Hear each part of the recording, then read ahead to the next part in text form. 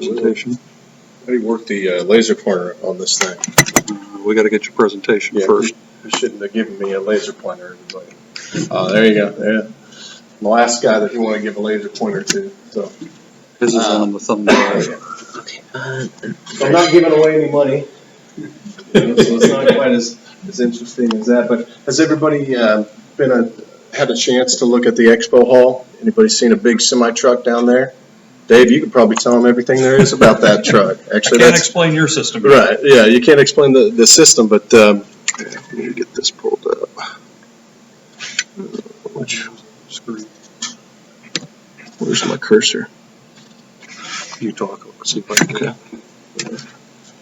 So as of 2 months ago, that was just a regular truck running down the road. We have added our APU unit, internal cab APU in that truck, and essentially made it into a hybrid vehicle. So what we're talking about today is eliminating idle trucks. It's specific to long hauls or sleeper trucks.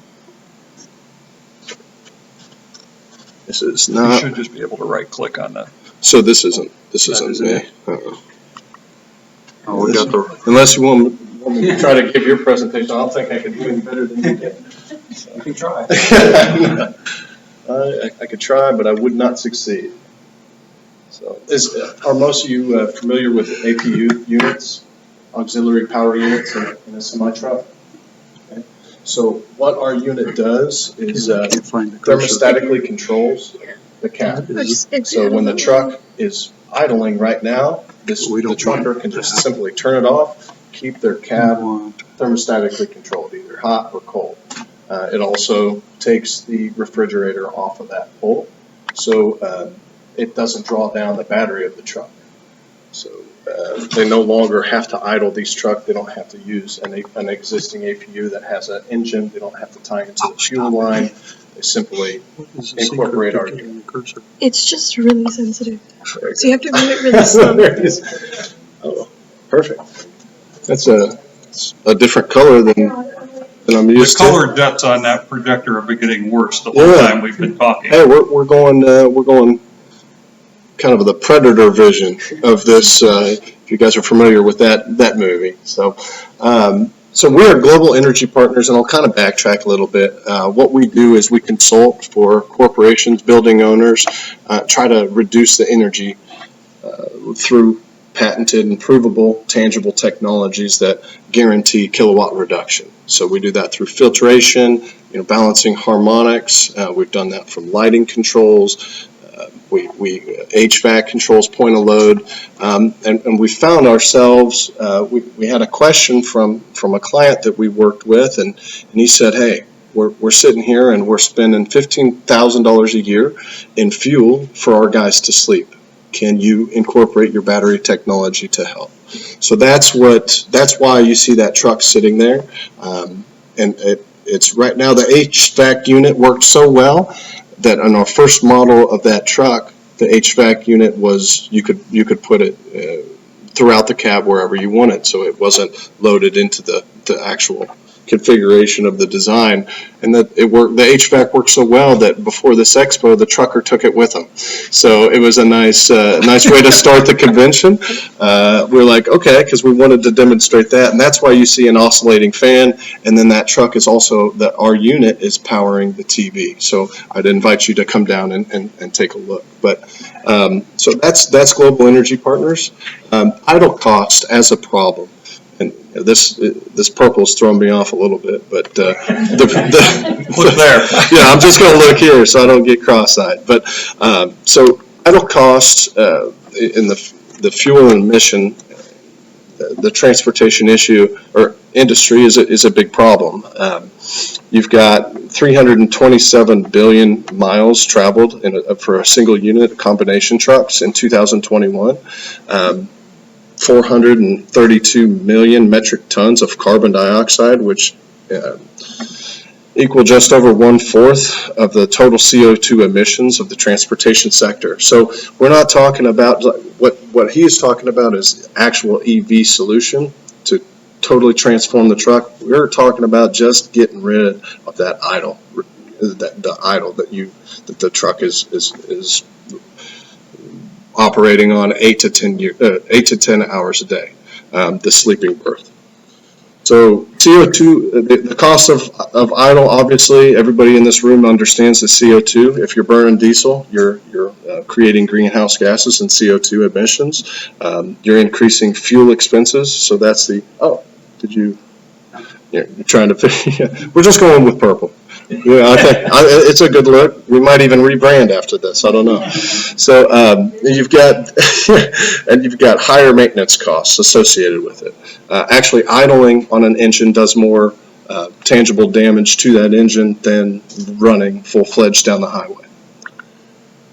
The cost of idling, again, you've got annual fuel cost of $12,000 per truck. That we've estimated if we can eliminate 8 hours of the sleeping berth, that they just get to turn their truck off, not a fuel reduction, just turn it off and run off of these units, these APU units, you're going to save $12,000 with an 8-hour sleeping berth, and that's estimated with a $3.70 diesel cost per vehicle.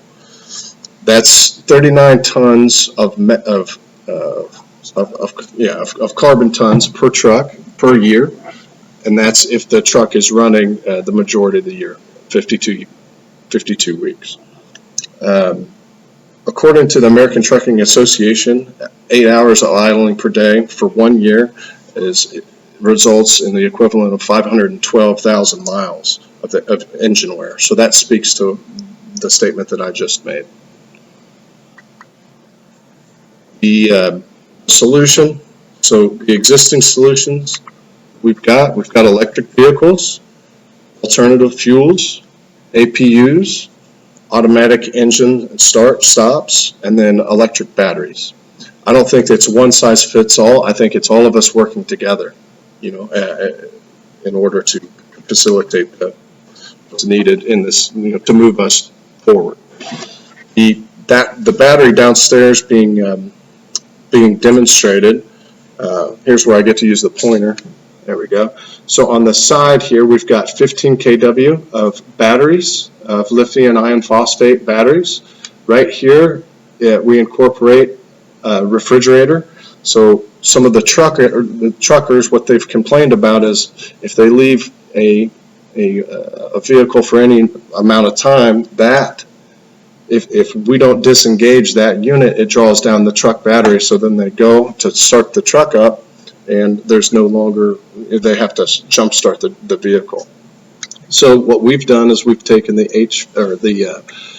refrigerator and tied it directly into our battery so it doesn't draw down on the truck's batteries.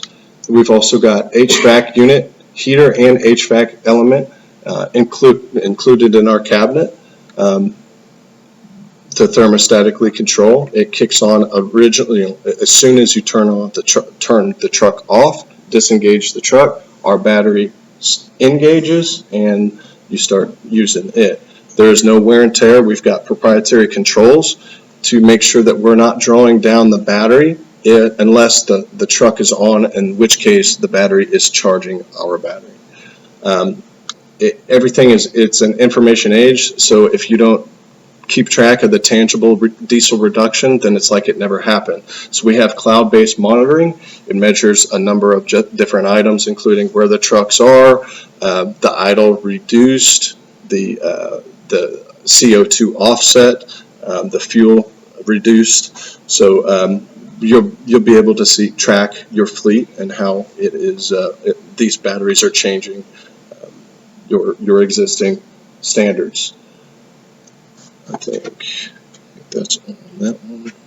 Forgot how to stayed on that one too long. I forgot how to move to the next one. So when it comes to emissions and idle time, implementing that battery solution will reduce idle 20% is what we estimated to start. But that truck downstairs is already reporting a 48% reduction in idle, and that's if you keep. You don't include the last 3 days, obviously, that it's just sat here and idle the entire time. So again, only a 2-month a 2-month case study, but definitely exceeding what we originally thought.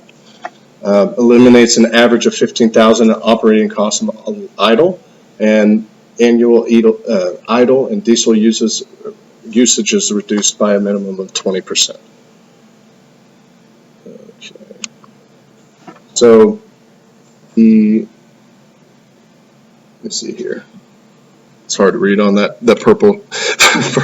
So yeah, I'm like, obviously, if you eliminate idle, you're going to impact environmentally, but operationally, you're going to impact the fleets. Environmentally, you're going to increase the battery performance. You're going to reduce the maintenance on existing fleets and trucks, and increase the longevity of the vehicle itself. So I would invite everybody here to come down and we can show you the demonstration. I think it does a better job of articulating what it does than I do up here, especially with the fan oscillating from back and forth. That used to be an HVAC unit before it was stolen. So with that, I think we're going back to questions. Does anybody have questions for me? Or? Good job, Mike.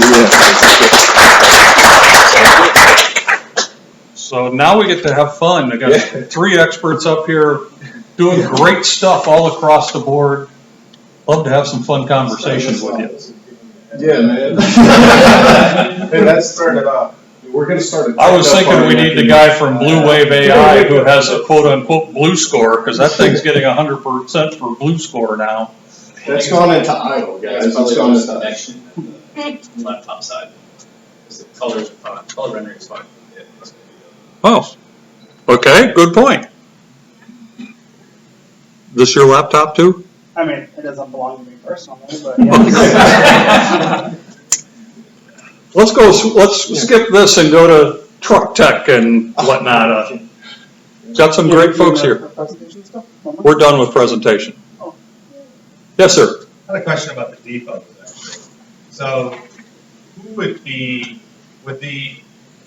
companies be responsible for building out those depots, or do you think that's going to be the place of the private industry to start building centralized depots while these companies don't have the infrastructure at their facilities or their warehouse and distribution centers? Do you see that opportunity there, or is it for the companies themselves to build depots?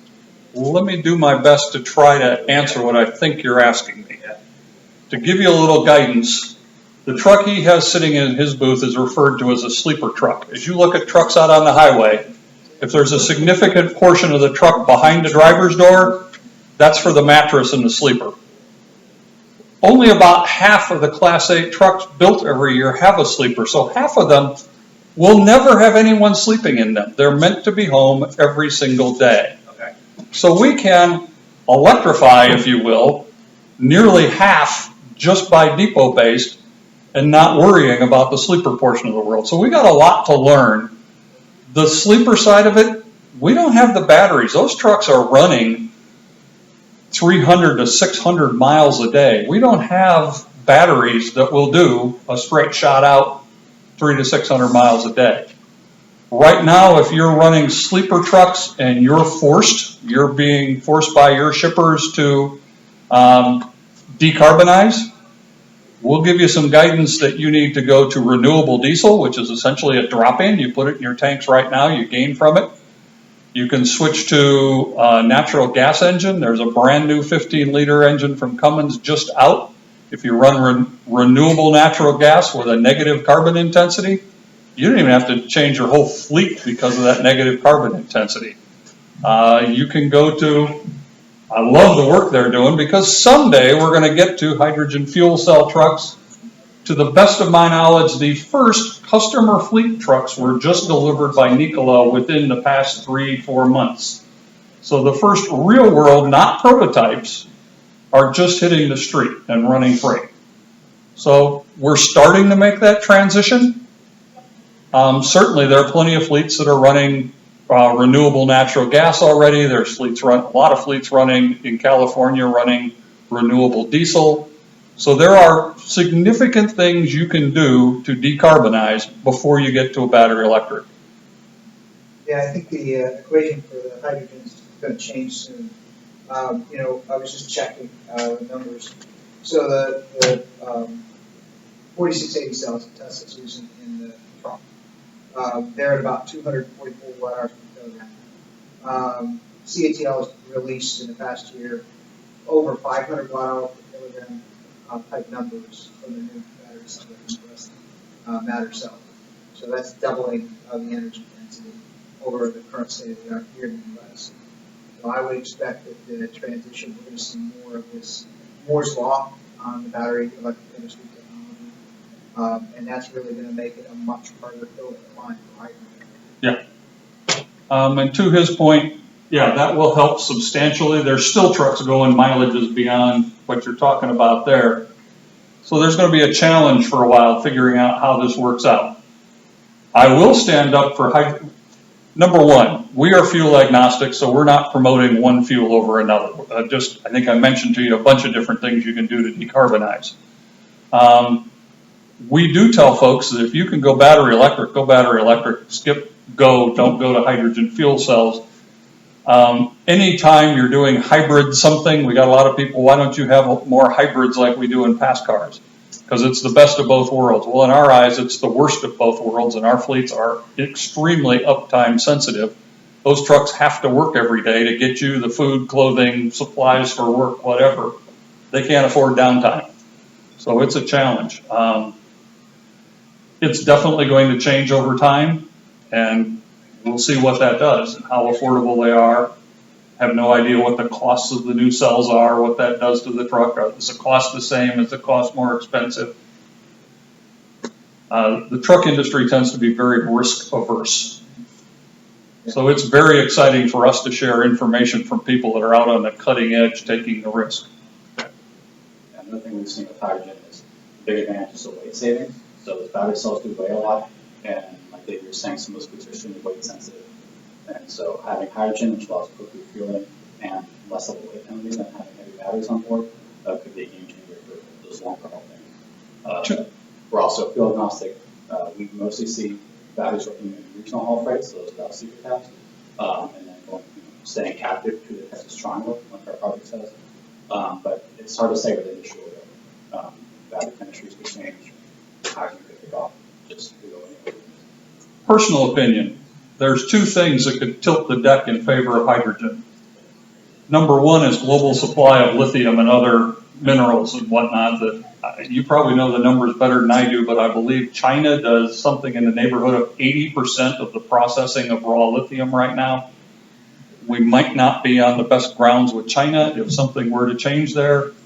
To give you an idea, I have to explain to the trucking industry what the heck a hydrogen fuel cell truck is. I said the easiest, skip the diesel truck. Let's compare it to battery electric.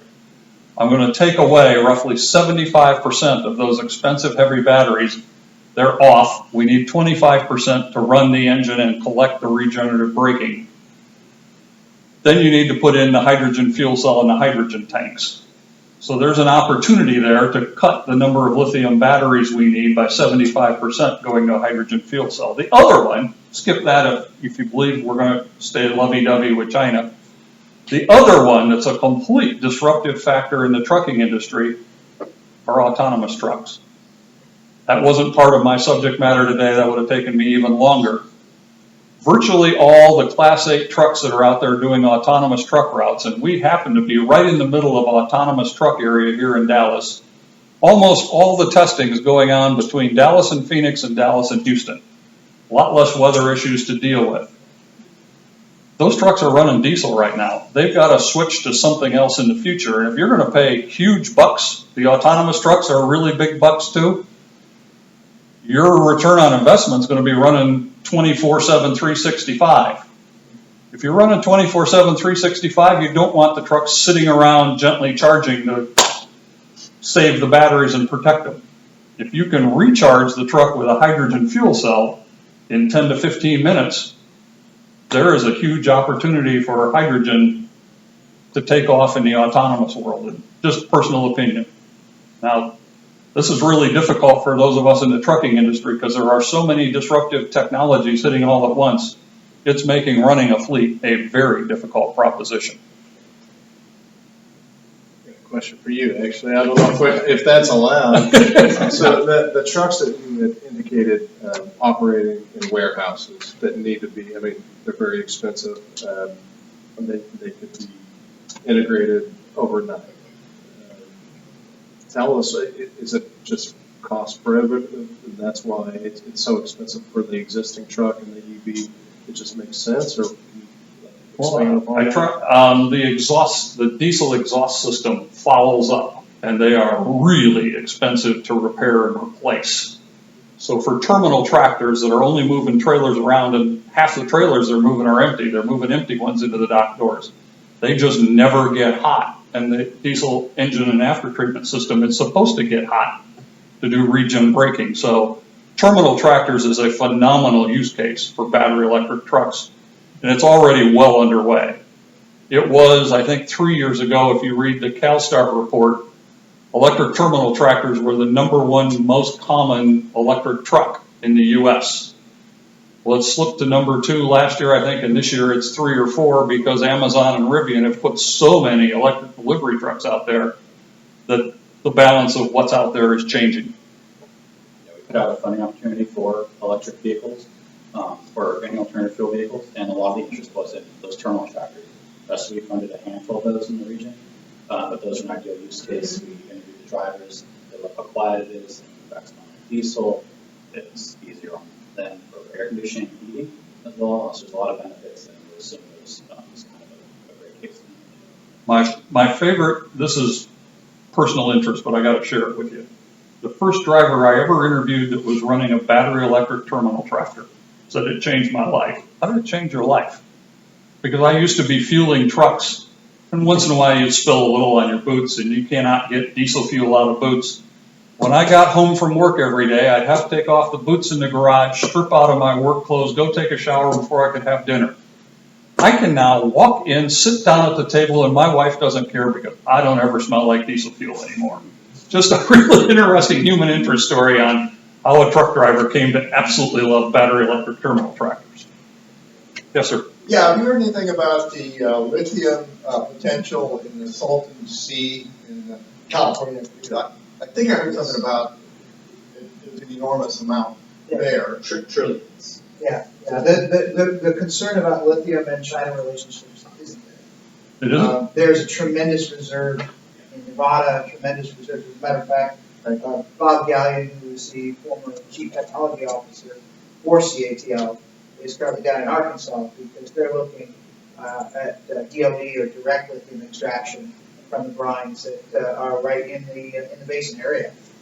We actually have some of the largest reserves of lithium on the planet. I agree, and just this week the article was about Salt Lake City also having it. They want to do it. My concern is that it's really difficult in many states to get permission to do any kinds of things, so trying to do the lithium mining and use the water to refine it is going to take a lot of discussions and a lot of time to get through. Yeah, permitting is a problem, refining is a problem in the region right now. Even if you can extract nickel in the United States, to get nickel at battery grade quality, which Indonesia is becoming a real powerhouse in refining now. They're really moving up the food chain there. Australia is doing a lot of the same type of work. And with the FEOC guidelines from the IRS, what we are seeing is standing up quite an infrastructure around a variety of different chemistries for battery, as well as the entire infrastructure for refining and bringing that to CAM or cathode active material states. I appreciate your knowledge on this, and I get my chance to ask questions of the audience. Do you see this infrastructure and processes and whatnot in place in under 5 years? Under 10, and certainly in the 5-year time horizon scaling the bulk of the infrastructure we need.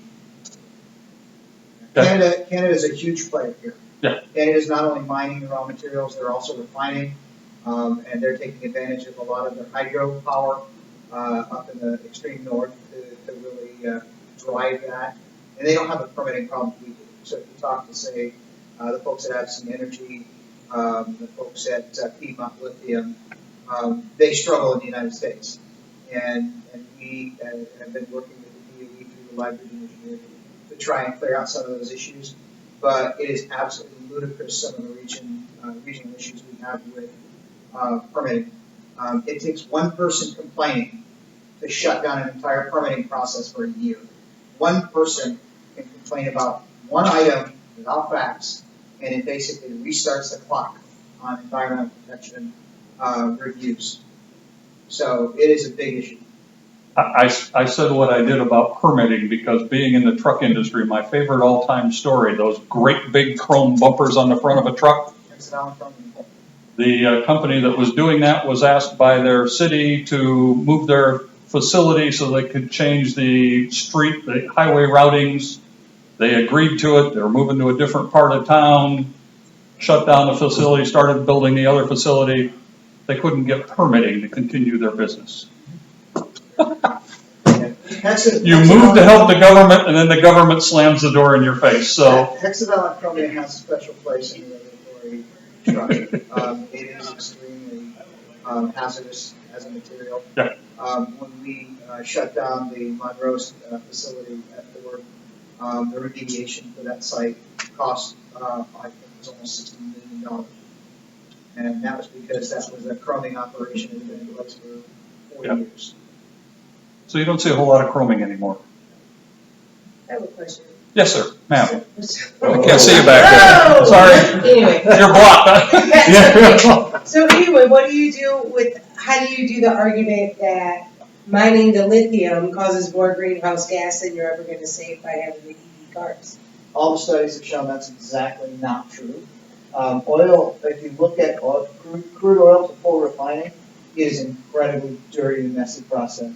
It's an order of magnitude and more harmful on the environment. And if you look at some of the residuals at mining facilities and at anywhere where petroleum extraction is occurring, the residuals are a huge problem.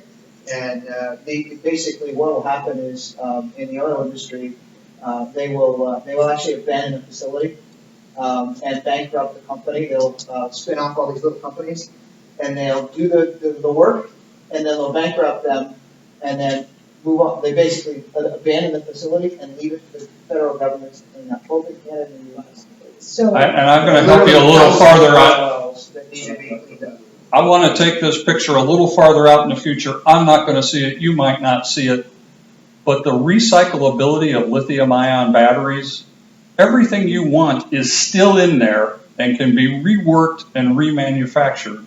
Yep. Theoretically, sometime, many decades into the future, we should get to the point where there's zero mining for lithium and whatnot because we're reprocessing. Yeah. Right? I've been to a pair of battery shows as a speaker, trying to educate them on what the truck industry is doing, and they're educating me on batteries. Less than 1% of what you're trying to obtain is typically obtained in strip mining. The value to the battery companies is enormous for used batteries. I know we got a few Tesla fans in here. The ex-chief technical officer of Tesla now runs Redwood Materials, a recycling company. We're just starting to get more and more lithium-ion batteries to recycle, but what they're also doing is recycling everything that didn't make it quite right through the manufacturing process. So all that volume is ramping up. They're ramping up that business. So it's Redwood Materials, Li-Cycle. There's at least one or two other major recycling companies. The materials are in there. They're not going to be thrown away. All those Facebook postings on lithium-ion batteries being thrown away, that ain't going to happen. Like all these electric cars just abandoned because it's cheaper to buy a new car than replace the battery. Again, false. Yeah. Actually, those pictures from China are combustion engine vehicles. Combustion engine vehicles. Yeah, that's been debunked many times. Okay. Yes, sir. Yeah, it's hard to argue with a tailpipe. Really is. Well, some of these questions are statements, and so I've got a statement. You know, YouTube and a lot of these so-called information sources, there are people using them to start getting people to believe in misinformation, and they are really skillful at it. Just recently, it was all about how Teslas really don't work because it's too cold. Sweden is the number one car in Sweden is Tesla. People in Sweden love Tesla, and for a number of years. They must work in cold weather. But this misinformation, I mean, you can get people that just keep buying internal combustion for a year or two more. I mean, you're going to buy your next car. You're going to have it 15 years. Your neighbor says electric's great, but you read something in the paper, well, I don't think they're ready. I think I'll get an internal combustion car. I mean, the value of misinforming people is immense. By the way, one of the number one opponents of electrification is Toyota. They've been caught a number of times financing a whole host of misinformation campaigns. And the primary reason that they do it is they have no supply chain security for those batteries. They haven't secured any raw materials, any refined materials. They need the status quo to stay in place so they're going to die. They're down 30% in China right now. I just bought a Toyota. Well, you can sell it. I'll help you with this conversation. As somebody that out in public and does this a lot, my favorite one, I was speaking to the used truck organization on all these different technologies that are coming. And first question, Mr. Shallon, I hear that if 100% of the trucks in the U.S. today were battery electric, the grid would fail.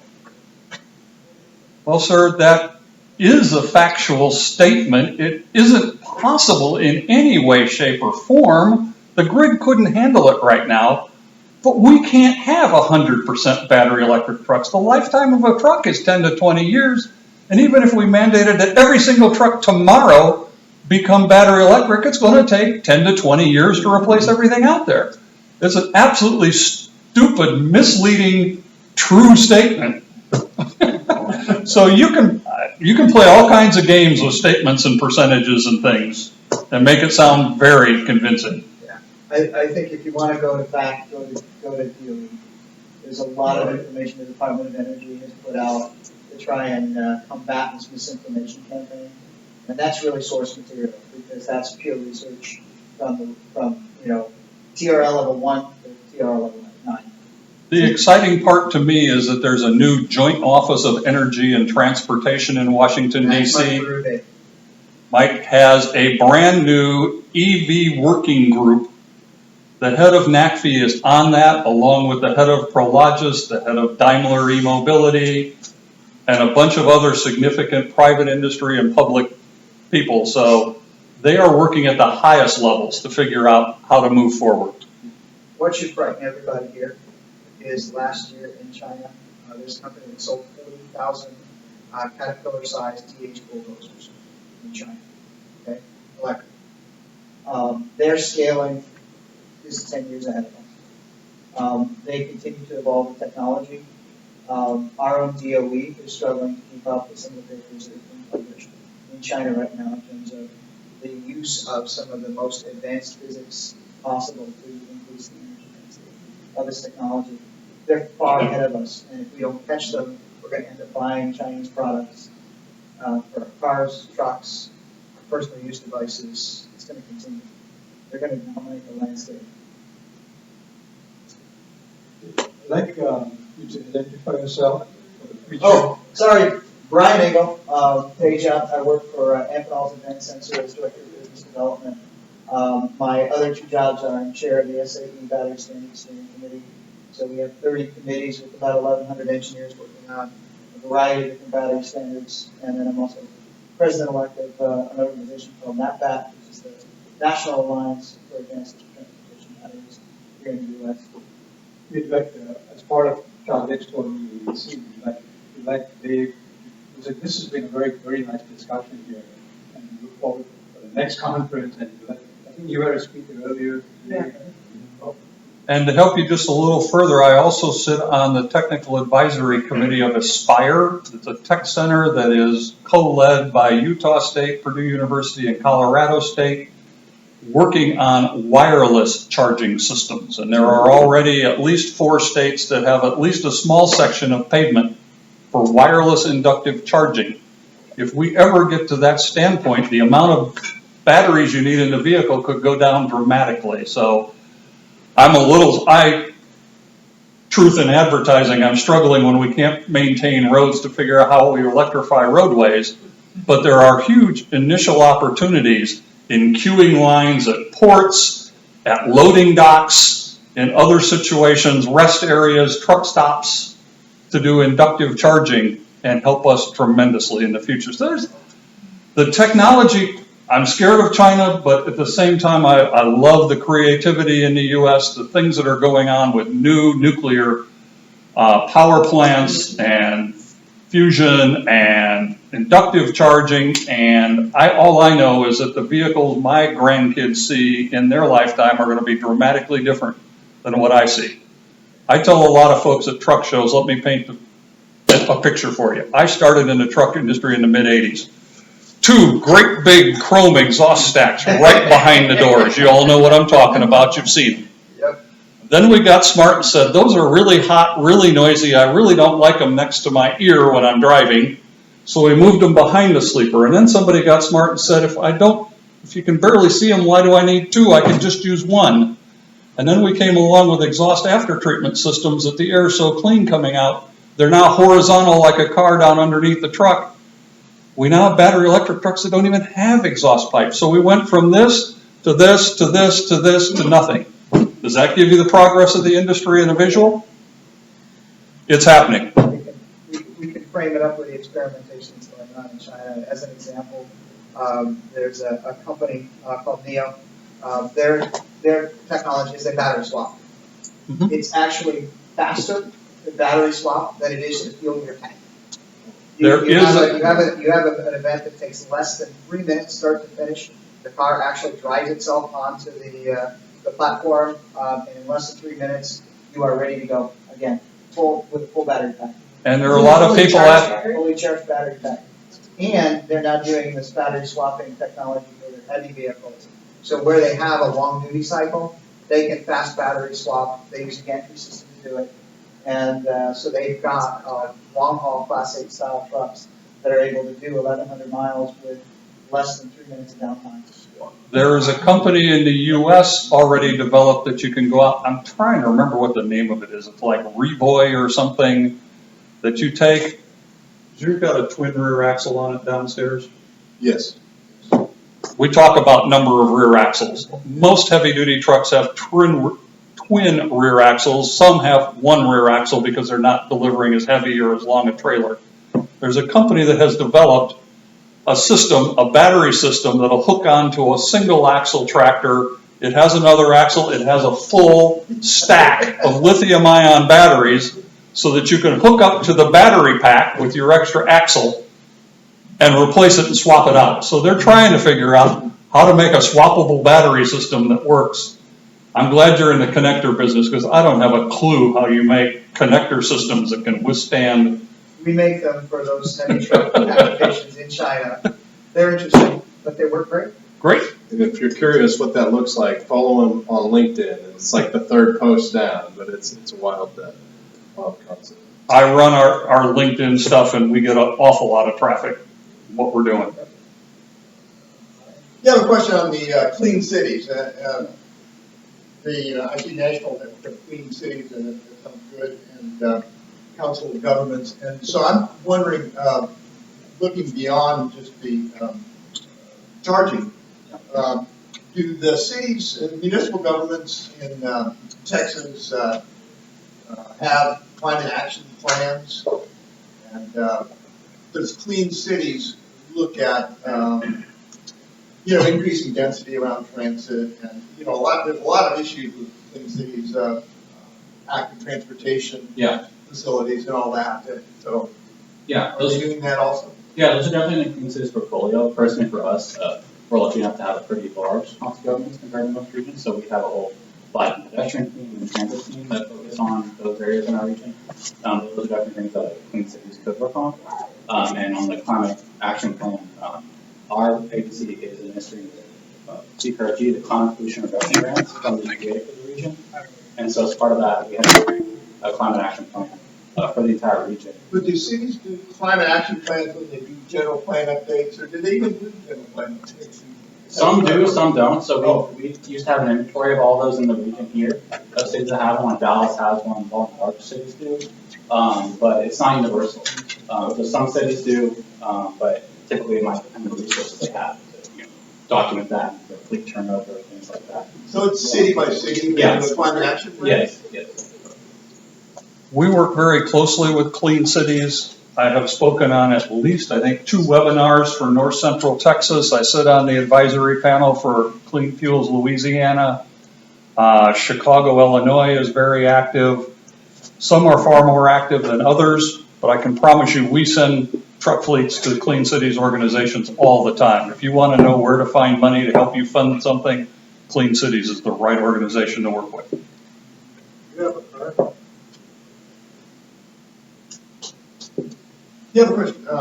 I think we heard a statement that implying that to manufacture a lithium battery puts a lot of CO2 in the atmosphere. It probably does some, but so I just wondered if you knew the CO2 that it puts in the atmosphere to manufacture a diesel truck versus a battery electric vehicle truck. No, I don't know those numbers. I'm sure somebody's cranked them out. Ford recently published an article on the Lightning versus the standard F-150. It's a great article on the carbon footprint of the two technologies. Of manufacturing. Yeah, Yeah. you go and look at it and see what it is. Because there's a lot of people that are just absolutely sure that battery electric vehicles are terrible because of all, you have to manufacture them, and so anything you gain is lost. Now, the truth case is Crazy right there. stuff. You know, just If go you- look at the Ford article. It's an excellent review of the technology. If you've never seen an engine manufacturing facility, as well as all their suppliers, the amount of cutting fluids used on the CNC machining and other things is phenomenal. I'm not saying it's dirty, but it's. I know. So is that on the Ford website? I feel like Yeah. with Tesla, I didn't get much for my money. You know what I mean? I got 4 electric motors, and I got a big battery. I don't have so many things that all the cars I've owned had all a big long list, and they all have to be maintained. And it's a shame we're losing all of them. Well, then you got cheated. You Electric can cars shop are just somewhere else. nothing to them. You seem to know a lot about Tesla. Tell me if this is true. With the truck, they only made 250 of them. And if you decide to sell yours in a year, they'll sue you and you have to pay them $100,000. Are you talking about the Cybertruck? Yeah, the Tesla truck. Not the Semi. Okay. Okay, yeah. Yeah. Well, it's not uncommon when you have a vehicle on reserve to have a penalty for early sale. Oh, okay. Because they want to try and avoid basically people flipping. That Ford ran into that with the GT sales. Chrysler's had in the past. Yeah. GM's Yeah. had it. See, I've never heard of it. That's not uncommon. Okay. And Tesla prices their vehicles so that the wait time is adjusted to where they want. If the people are waiting a week to get a Tesla, they're happy. They're waiting 3 months, they should raise the price. That's how they adjust the price so the wait time is reasonable. And so I can see why they would like to resell it. You know? When I heard that we're gonna make 250 of them. I have some good news and bad news for you along the lines of wait times. Right now, for a medium-duty, heavy-duty truck, there is such a demand. It got quite screwed up by COVID and plant shutdowns and part shortages and all that kind of stuff. If you need a new truck because you've wrecked one or you've picked up new business, you better expect to wait at least a year to get another one, an internal combustion engine. Given that there's twice as many truck OEMs now, and half of all the new ones are only producing battery electric trucks, you can get a new battery electric truck in maybe 6 to 9 months. You can't get the charging system in 6 to 9 months. It's a significant problem. We could move forward faster if we could figure out how to work with utilities and get infrastructure faster. We need faster permitting, faster installations. We got to work together. That's why we're here trying to educate utilities on what's happening in the trucking world. We live in Las Vegas, so we see Tesla everywhere. Yes. Yeah. Tampa, same thing. Oh, It's yeah. what's called California Camry. Oh, It's yeah, everywhere in okay. California. Are you looking for? No, just. Okay. All right, now I know. Talking cheap term. Thank